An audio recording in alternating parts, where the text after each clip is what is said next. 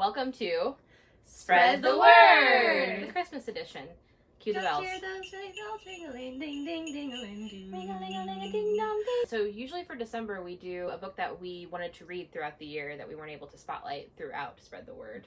And we save it for December, and it's a special gift for all of us. Okay, so Christen is going to kick us off. I am, thank you. Okay, so for December, I read The Mad Women's Ball by Victoria Moss. So this was translated from the French, which was award-winning, but it was published in 2019, actually, so 2 years ago in France.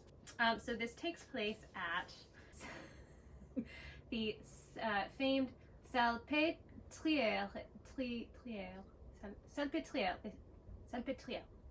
It's an asylum for women in Paris in 1885. And it is known at this time in France and in like the world of psychiatry. It's the time of like amphitheaters where you have like various the latest experimental thing going on, they have an audience for. So that's what this place is, and it's the cutting edge place, which means, of course, like really traumatic things are happening to these women on display. And you're following mainly two women. One, Genevieve. When I was in French, my name was Genevieve, but she said it Genevieve. My French teacher always says Genevieve. Interesting. It might be, maybe it's a regional difference. Yeah, maybe. Or maybe my French teacher was wrong. Why Maybe mine was wrong. would you be Genevieve in French? You picked any name that you wanted. My That's name's already French. That's what I thought. So I was like, why would you have a funny. different name? Oh, no, yeah. You need to say it fancy. We just had to pick different Danielle. names. Yeah. That sounded Right. Italian. Yeah. Ever After, that one Yeah. movie. They always said it with like a little French Danielle. slur. Yes. That is sometimes I have to stop myself from doing. Oh my god. Please start doing that. So she is a senior nurse at the asylum. When I first read the description, I thought she was going to be like a young whippersnapper type of nurse. But she's actually like described throughout the book as quite old. She basically like writes letters to her dead sister almost as a diary. Her sister died quite a long time ago. So yes, she is the senior nurse at the asylum. She's very rigid. She keeps everything in line at this place. She banned books for the residents because that can encourage Like Genevieve. that can encourage like too many thoughts in women. Okay. And too much fanciful thinking. Okay. And it can excite your humor. This She is the doesn't say that. protagonist. It's one of the protagonists. Okay. Novel reading was a way to get sent to the asylum. Yeah. It That's was. And then the other person that you follow mainly, her name is Eugenie. That's how they say it. Eugenie. It's spelled Eugenie. So Eugenie is the strong-willed teenage daughter of a family of lawyers. We have Eugenie and then her brother who is studying to be a lawyer, and their father who's terrible, and their mother who's silent, and then their grandmother who sounds like the best. She's great.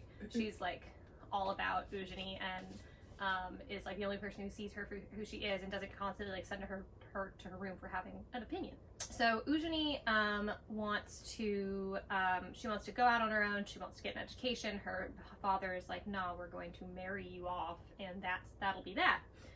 There's no use for women to have an education, and you're annoying. Like, please stop. Just be quiet. Go to your room. Eugenie knows that that's how her father feels and has kind of made peace with it.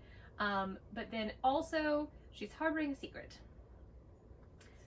She can see ghosts. Cue screen of Haley Joel Osment. Can't tell anyone. She can't that. tell It anyone. She's definitely like, I will sent her. definitely be sent to the serpent plate. The first ghost she saw was her grandfather. Eugenie wants to tell her grandmother about this. So her grandmother's the only one who understands her. And then her grandfather appears to her, and he knows this. And so he says he knows where a piece of jewelry that her grandmother was missing for a long time has ended up. They thought it was stolen. And so he tells her, and then she finds it, and then her grandmother is like, what the fuck? How did you know where that was? Do not lie to me. Do not lie to me. I know that you see things. Just tell me. I've seen how you get. And then she tells her, and then her grandmother promptly snitches on her to her father, and they send her to the asylum. Oh my god, that's Why would terrible. she tell the father? I don't know. No allies in this world. Right? It was terrible. So she must have thought she was helping her. Anyway, so Eugenie gets sent to the asylum. And Eugenie and Genevieve cross paths. They end up becoming unlikely allies. Okay. Interesting. Okay. And all of this is happening in the lead up to the Mad Women's Ball, where all of the patients get dressed up in finery, and all of Paris comes basically to watch them interact. It's better than watching a literal psychological demonstration, but only just. Right. Like the women, the inmates are like, they get to see us and see that we are people. Mm-hmm. So they feel empowered by it, and they get to have fun. True. But like on the other side of it's like, yeah, it feels all kinds of weird. So it's leading up to that, and there is opportunity. There are lots of opportunities at the ball. See ghosts. To do lots of things. So the climax is at this. Yes, it's That's what it's culmination. all leading Yes. to. And now I'm going to. It's Yeah. it's very fast paced, very cinematic. The characters are very well fleshed out, I think, considering how short it is too. Mm-hmm. So I would definitely recommend this. Great. Okay. Thank you. I finally picked up A Ghost in the Throat. It's definitely a literary read. It's from Biblioasis, which is like a very teeny publisher from Canada. But they put out great stuff. Best staff. Oh yes. Thanks, Biblioasis. Yay.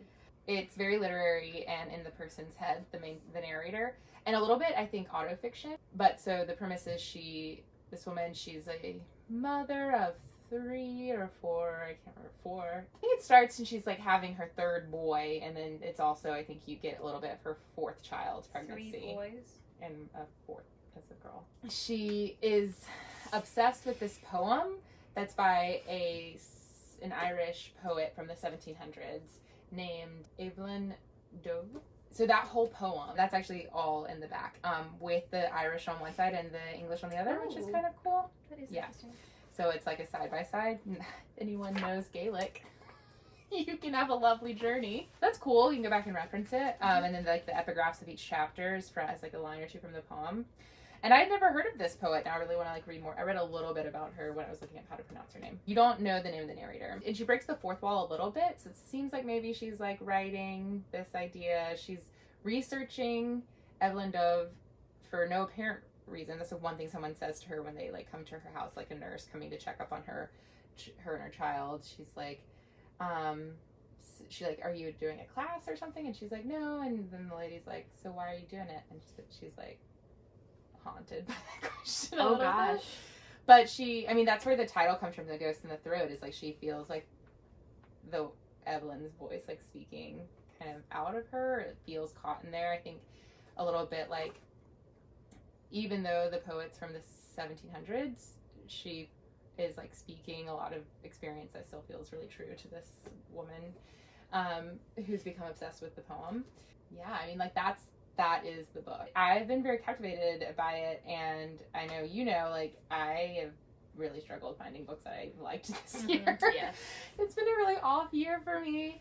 Yeah. Me too. And I just feel like this one, even though there's not a specific plot or anything, you're getting like a little bit of the narrator's past and her present, and then she's also kind of interspersing it with biographical details. Like, she's researching Evelyn Dove's life. It's just like a book about female experience. Apparently those stories are really sticking with me this year for some reason. Just like the internal endearingness of the female experience. If I could sum it up in a few short words. And she talks a lot about like sort of like striking back to Night Bitch, like women really being giving of themselves and their bodies. And she kind of talks a little bit about, that's a whole kind of like feeling she had when she was pregnant, was like, here it is, my body will literally take calcium from my bones if I don't eat enough to give to the baby. So like, I'm like, that's stark. Yeah. And then she has like some complications with her last child. She had a calcified placenta. Oh God. Oh God. Yeah. So the baby had to be like, did a C-section quite early. I love the title, A Ghost in the Throat. I know, it's a very evocative and visceral. good title. Mm-hmm. And I love it even more now that you've explained it. Mm-hmm. Yeah. There's a lot of Irish on my list. Yeah. So that's all I'll say. They know how to write a book.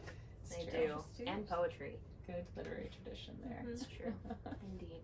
Okay, so I read The Death of Jane Lawrence by Caitlin Starling. Definitely does cover. Oh, I love it's this very cover. I love it so much. It's so striking. So Jane is a mathematician. She loves accounting. It's her passion. Accounting and passion, not two words that you would ever think would be. This is real accounting, not same. stripping, right? Royal accounting. This is real accounting. Yeah. Maybe I've gotten ahead of myself. Let me paint the scene here. Said what she like. Let me paint the scene here. Too much information. Sorry. Well, I think like now that I give you the setting, you'll be like maybe not a stripper. So, so it's like a Black Mirror version of Britain, early 1900s, post-war, but it's not Britain. But it is. It's like one of those things where she's made up this fictional country city type thing. But like very similar. Like the names all start with the same letter. Yes. And it's just kind of to create this sense of displacement, I think. And to not be beholden to any sort of historical details. But it is post-war because Jane, our protagonist, is living with this family who took her in after her parents were killed in bombings in the war, and they're about to move out of this town that they live in, and she's like, okay, well, they're about to move. I should figure my shit out. Like, I should probably get married, but I don't really want to get married to somebody who's not going to allow me to do what I want and have autonomy, and and at this time, as we all sort of want, right? So she's like, okay, I want to be able to pursue accounting and I know, it's so funny. I want to pursue accounting. I love it. It's my passion. So she is like, I'm going to make a list of men in the town. Yeah. First of all, she's making a list. She's an accountant. Very type A. I'm sorry, it's just, Julia, you don't watch a lot of TikTok, but it's code for being a stripper or a sex worker is being an accountant on TikTok. Why? Yes, because they'll get banned. The videos will get taken down if you say you're a sex worker. Yeah. And so they say, I'm an accountant. I've been doing accounting for 5 years. They're like wearing stripper heels. Okay. That's why Jane is really an accountant. This is the most accountant. Yeah. pre. And also / in a different universe where TikTok may or may not exist. That's true. Yeah. I'm sorry. That's why I keep snickering. Maybe it'd be called Ick-Ock. We just keep laughing because it seems so ridiculous for someone to love accounting so much. Right. It just blows my mind. Yeah. She loves it. It's all funny. So she makes a list of men that she could kind of propose this idea of, hey, this could be a symbiotic relationship. I could do accounting for your business. We could be in this marriage of convenience of business, this business transaction, right? So she makes a list, and the first one on the list is Dr. Augustine Lawrence, and he has a practice in this town. And she goes to him in the first scene, she's proposing this to him, and he's having a very strong reaction to this. Like, she's like, hey, I just thought it would be cool, like, if we tried this out. Romance to this. It's really, I could do the accounting for your practice, because I'm sure you don't have time to do that, because you're both a doctor and a surgeon for this practice. And he's having, like, very strong reactions to this, and you're kind of like, Jane, red flag. Like, she's not unattractive. Yeah. He's like having strong reactions. Negative or positive? Like, fearful. You find out why he has such a... There's a reason for his reaction. Yes. Okay. Find out very strong reaction. So she's kind of, like, chipping away at him, and he's, like, finally like, okay, fine. You're gonna have to do, like, a test run type thing, because I'm gonna need you to, like, perform certain duties outside of accounting, like being a nurse. Which that time, I guess, in this world, anybody could have just, like, done that. Oh, yeah. Just anyone. Yeah. Sure. So she's like, okay, great. I'll be at the practice tomorrow, and we'll give it a try. So she's there. She's looking through his books, and a man comes in with, like, basically his, like, bowels for all to see. Just, like, split open. And he performs surgery. They get out of the surgery, and they're kind of both looking at each other like, well, that was sexy. You know? Nothing sexier than somebody being disemboweled and reemboweled. Right. Because he's, like, putting them back together, and he has, like... so efficient. Yes, exactly. She's like, she's like, oh my God, I get it. Yeah. He's like, he's so confident and like has such strong resolve, like what he's doing this, and like he's like, I love her equanimity. And they kind of look at each other and they're like, oh, we caught feelings. This is not a business deal anymore. You know, you're in Jane's head more, and she's kind of like, should I go on with this? Because now it's complicated, right? Because now we do have feelings, and it's not just the like plain Jane business deal that I wanted. Now it's just more complex. And there's like a part 2 in the beginning where she's like talking about like how she's seen other couples and she's never felt romance or love for anybody. And she doesn't understand it, she doesn't want it. But the more time she spends with Augustine, the more she's feeling those feelings. So that complicates it too. And there's this really funny scene too where they're talking about, in the first like conversation where they're talking about the business deal, he's like, what about consummation of the marriage? And she's like, yeah, we can do that. That's fine. And you're just like, that shit is going to be missionary and it's going to be no kiss. And then they have the moment where they catch feelings and you're like, not missionary after all. There's like a couple weeks that pass and their like relationship is growing and they get married. And her adopted family like throw this like wedding ceremony for her, and there's like a town parade because it's kind of like a village type thing. And he's renowned in the village as the town physician. He's helped a lot of people. So there's like a parade and they're in this like buggy thing, and he is telling her, he's told her that like, okay, well, part of the business deal is you will stay at the practice, you'll sleep at the practice, and I'm going to sleep in my family home, Lindridge Hall. And she loves that at first with the like the initial business transaction thing. She's like, this is great. Like, even better, I have to live with him. Yeah. And so, of course, after she's caught feelings and they're like going like through this parade, he realizes that they're going in the direction of Lindridge Hall. And they can't, turn around. And they can't turn around because they're in a parade. And she's like, it's fine. I can stay with you. Because she's totally about it at this point. And he's like, no, we need to turn around. And they can't. So he's getting more and more worked up. And they get to Lindridge Hall. And she's like, I don't understand what the problem is. I mean, it's like dilapidated and like old and just falling apart, whatever. But she's like, I don't really understand what the issue is. They pull up to the house. They go in. He's like, okay, well, you can have dinner here, but then you need to go back. And she's like, no, I can just stay here. And he's like, no, you need to go back. Yeah. So they have dinner. She goes to go back. It's raining and there's like a mudslide and the buggy is overturned and she has to come back. And she goes up to the second floor and he's in his study. And she goes to the door and he opens the door and he's like pale, sweating, like looks like he'd like been like just so upset for no reason that you can discern. Yeah. And she's like, what in the hell is happening? Like there's like little things that you're finding out too with like the man that came in with the surgery. He was found in the middle of a salt ring and had done it to himself. Oh. Yeah. So something's going on with the house. It's witchy. Yep. And Augustine. The book is called The Death of Jane Lawrence. So you're working toward that, right, in whatever way. So she's just discovering these things about him. There's something going on with like dark magic, and he had an ex-wife that she didn't know about who's mysteriously dead. That's kind of a big one to leave out. Yeah. And all the while she is like totally in love with him and he's in love with her. He's not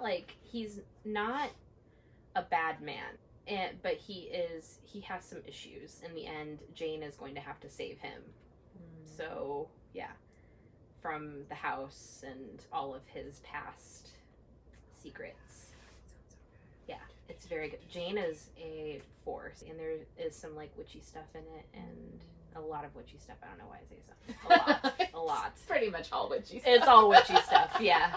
As somebody who's very practically minded and mathematically minded, she's just like really having a hard time reconciling with the idea that there is magic out there.